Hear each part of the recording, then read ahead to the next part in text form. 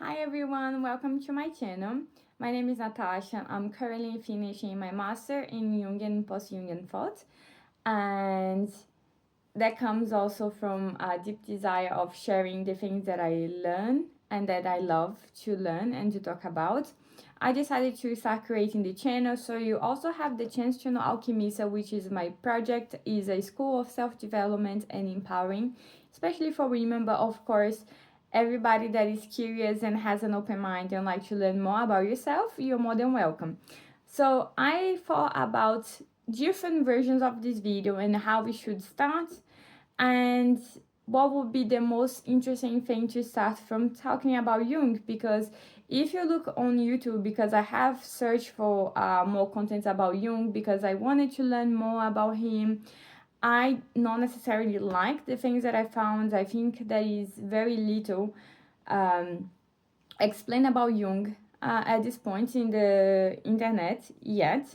So even though he's quite popular in the new age culture and all of that, I think we still have good idea of phrases that he said in some of his the name of the concepts that he bring, but not necessarily we have an understanding of who he was as a person and what he stands for. So I would like to say first things first.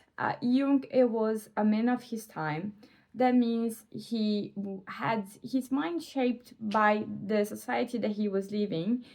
If he was a man from now, most likely he would have a different way to express his ideas. So why I'm saying this? Because a lot of his text, when you look in depth to them, it has contradictions in it. He was a man that worked a lot with dualities, and the way that he used to describe uh, different cultures, difference between men and women, that would have a language that is carrying a lot that we understand in our contemporary society as pejorative language, and also as not ideal way to communicate in a respectful way to people in ours nowadays. However, if we look back to his time, it will be an anachronism to don't take in consideration the time in which he created these things. And I think if you compare him to other people around him at the time, he was very, very forward in time. He had a very open mind. He was the most, I cannot say that he was the first person trying to do this effort, but I can say that he was the person that his effort succeeds better in time to make a bridge between the Western mind to the Eastern mind. So he saw value into a lot of practice that we know as yoga, as meditation, as Taoism, as the I Ching, that is esoteric knowledge from China, from India. These are concepts that he took with a very respectful and valuable way, even though he embraced these concepts as much as he could. And through his own interpretation, through his own understanding of these concepts, he could move forward and build up his own ideas, and trying to bring this in a way that would make sense to his time and to his points that he wanted to make. So I think this is a very important disclaimer to make. And of course, as every book that you're gonna read, as every person that you are starting to get interested in the ideas, you need to know that when you go to second sources, when you're not reading the person in the itself, you're gonna be open for interpretations, and each individual can have a different interpretation of what Jung is trying to say, what is the correct thing, how he was great or how he was had flaws in different aspects. So what I'm trying to tell you is this is my understanding of Jung, and I have a great deal of appreciation for his work. And I'm inviting you to also build up your own ideas, because when I start to go into Jungian concepts, I start as just a self-development practice. and not necessarily as an academical journey. And I think I had no idea the complexity of Jung's personality, maybe from a point of naiveness, maybe from a point of not understanding a lot of aspects that was surrounding him at the time. And when I start to learn about the ambiguities and about all of the things that were not nice about him, it was kind of a shock for me, because I had such a idealized figure of a guy that was able to bring so many interesting things to our culture, meaning he was able to say very interesting things, and he was able to acknowledge different ways of thinking, different systems of beliefs as a valuable way to contribute to building science. But of course, Jung, he was beyond science in the sense that he also really valued spirituality. In nowadays, we know there is a lot of neuroscience studies that are bringing up the relevance of spirituality for you to have a healthy life. But when he was doing that at that time, there was no validation of spirituality. In fact, it was the value that Jung gave to spirituality. It was something that it was saw as a weakness of his scientific spirit. So it's really interesting to see that now there is only we can see that this was a projection of the scientist's mind at that time, and not necessarily reflects a comprehensive and descriptive way of that reality is. And that's fine, because this is how it is. We think something, and then with time we can advance and we can understand something better, or we can say this idea is not really even close of reality, and this is how the dialect process happens. Okay, so when I thought about doing this video, as I said, I hope I'm not repeating myself, I wanted to give you one possible interpretation, that is my interpretation of Jung. And at the same time, I wanted to invite you to have your own understanding. So I thought you will start with a book called Jung, that is from Anthony Storr. This book is a very tiny book, and I think it's a very interesting way, the way that he starts describing about Jung's childhood and how Jung started working in the Baghasley Hospital. That was really important for him, and how this was fundamental for the development of his theories later on. And at some point, I'm gonna talk about this book because I think it's really great way to start Jung. But knowing the things that I know today, I would like to start talking about Jung by using this book, Memories, Dreams, and Reflection. If you are not, so this is a very old version that I bought in a charity shop.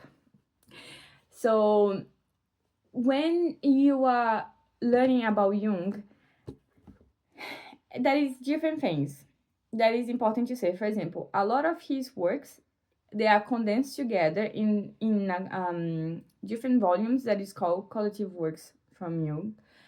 And he also have the independent releasing books. So you can find either in the completed way, or you can find as individual books.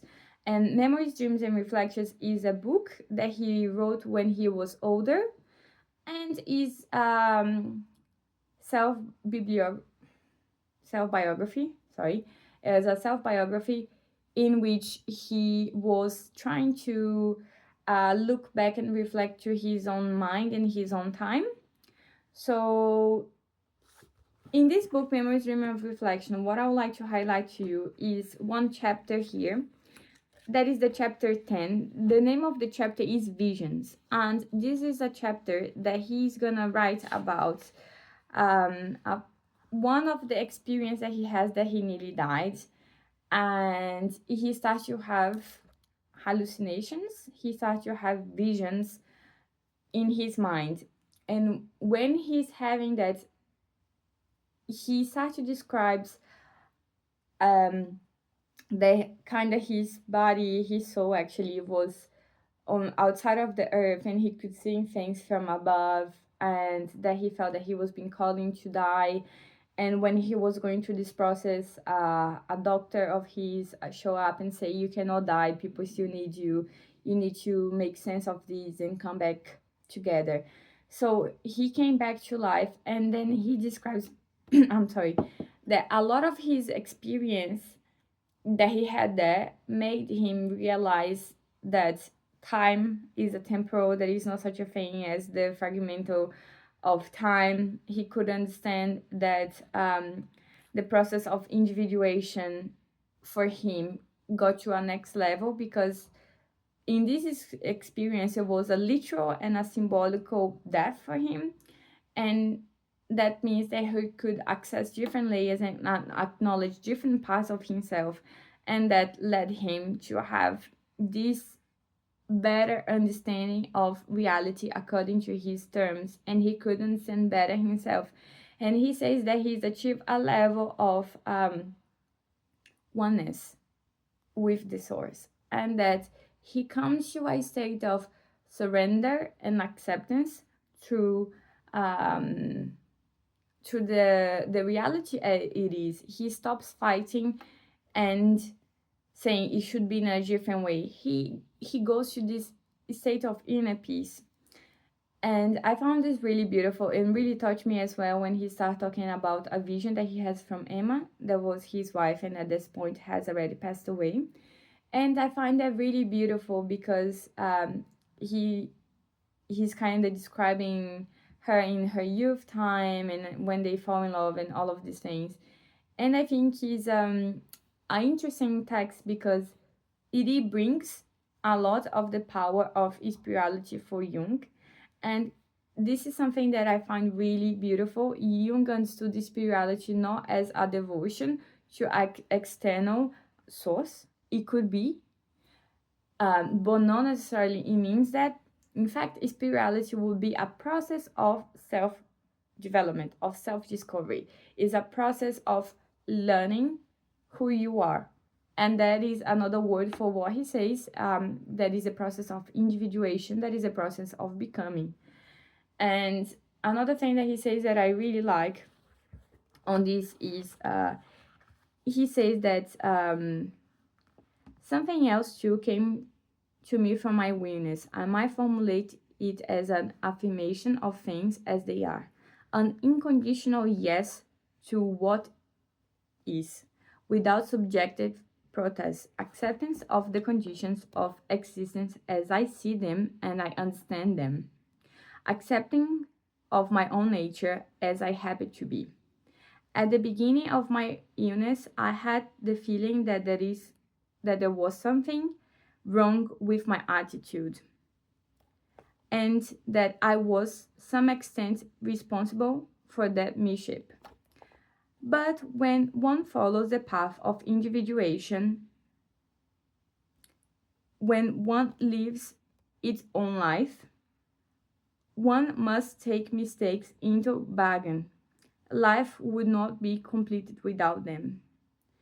There is no guarantee, not for a single moment, that we will not fall into error or stumble into a deadly peril. We may think that that is a short road, but that would be the road of death. Then nothing happens any longer, at any rate, not the right things. Anyone who takes the short road is as good as dead. So the reason why I select this to start talking to you about Jung with this part and to read this part to you is because I have been dreaming about starting Alchemist. I have been dreaming about putting myself forward in the things that I love. And I always feel afraid of making a mistake, and that pushes me down and that holds me back. And I feel frustrated and I feel angry, and I look for things outside of me, and I start to looking for justification of why I'm not doing things. And I'm in a process that my life is becoming really beautiful, and I'm really achieving internally and externally a lot of things that I dream about. And studying and finding these paths, it makes me feel really inspired and really beautiful.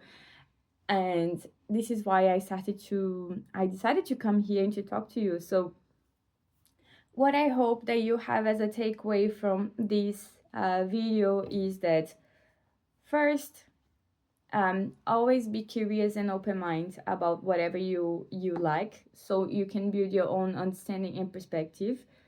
And also, people are complex and we are multi-layered, so of course we're gonna have um, interesting aspects and we're gonna have challenging aspects, and that is okay. Third, mistakes that we fear so much, they are part of our growth and our process of maturing and becoming the one for ourselves. And we should really respect this process. And every time that you make a mistake and you judge yourself so much, I think we should remember that it is human to make mistakes and we can learn with them. Okay? And I know this can create a lot of debate after that, but it's just as a start point of our conversation, is not as a definition of reality and nothing like that. And also, I would like to say that another very important point of this video that I would like for you to take is that spirituality is how you live your inner life, rather than outsourcing that for the outside, or thinking that is an external figure that is gonna save you, that is gonna that is responsible for making your life better. Okay. And I will also say that I hope you appreciate this video, that you liked it. I hope I'm gonna be here more often. I'm gonna talk to you more often. Please let me know how do you find this video. I hope this is an interesting start point for your research, for the things that you like. And I wish you a good day. Thank you so much, and check more things about alchemism. Bye.